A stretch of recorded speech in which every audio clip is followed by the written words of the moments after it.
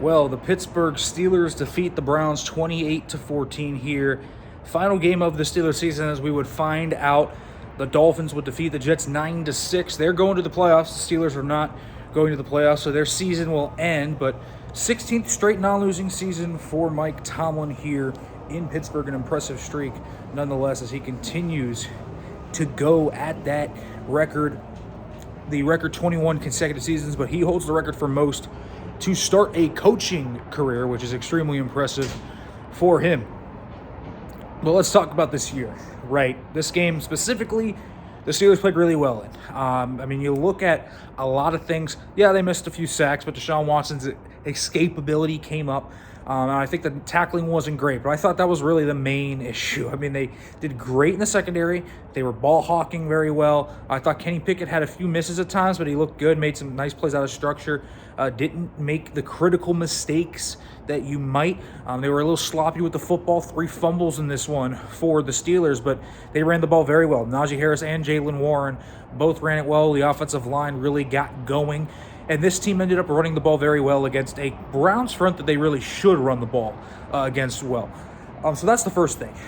And the second thing I think is, you look at the front seven and how much pressure they got against this Browns offensive line. Man, this was impressive. Everyone up front seems like they ate at some point. They got there at some point. It was very impressive to watch. But really, this game is insignificant in a lot of ways. But it does encapsulate a lot of what we have seen over the second half of this season that has made the Steelers a better team than they were in the first half. Now, TJ Watt is a big part of that, right? We know the impact of that guy. We know the impact of number 90. But Kenny Pickett's growth over the second half of the season can't be understated. He has been much better in the second half. He's taken care of the football. He has really become decisive, and he's been able to really find his legs and kind of understand when to use his out-of-structure ability and when to make those throws. He can make those throws, and I think that's going to be the big thing for him this offseason is, okay, he's going to have to learn when to kind of work in structure and how to do that more consistently, but he really grew over the second half of the season. I think that's undeniable to me, and I think that's the biggest positive. So if you're arguing for this season as a success, which you easily could, is this team even a 9-talent win team? Like, talent-wise, on paper, are they a 9-win team? I'm not sure they are. Maybe they overachieved a little bit in terms of their actual record, which is definitely something that you can't discount, right? But I think if you're arguing for a success this year, it starts with Kenny Pickett's success and his growth, because he did grow. Then you also have Najee Harris just turning into a man possessed in the second half of the season. He's top 5 in a lot of numbers, top 10 in just about every major running back statistic in the second half of the season after the bye week. Very impressive second half from him, and Jaylen Warren was steady, and he was good. The offensive line just got better as the year went on, too.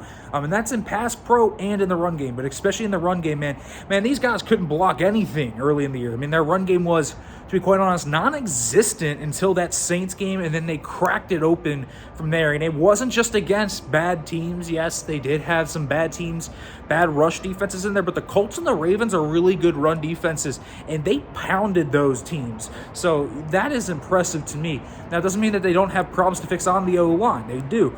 But I think the O-line's in a better place than it was by far when they came out of that bye week. So I like that. I think the defense has some things to work on. Linebacker's going to be the big one, right? What do you do at inside linebacker with Devin Bush and Robert Spillane as free agents, and then Miles Jack do a very nice chunk of change? I don't think we know the answer to that yet. The secondary, you need an alpha corner, but you have Cam Sutton, who's played really well, but you got to re-sign him. Same with Terrell Edmonds. Levi Wallace has settled in very nicely there as kind of that corner 2, if you will. He's really settled in quite well. But this team overall, you look at it, good young pieces to build around. Kenny Pickett has really grown into it. And so this is a good win. This encapsulates that second half of the season. It's a disappointing year in the fact that they're not going to the playoffs. They're not going to get playoff experience. But I also think you can take positives out of this season because of some of the growth that some individual players had. All right, folks. Nick Farabaugh here. As always, make sure to subscribe at Pittsburgh Sports Live for more.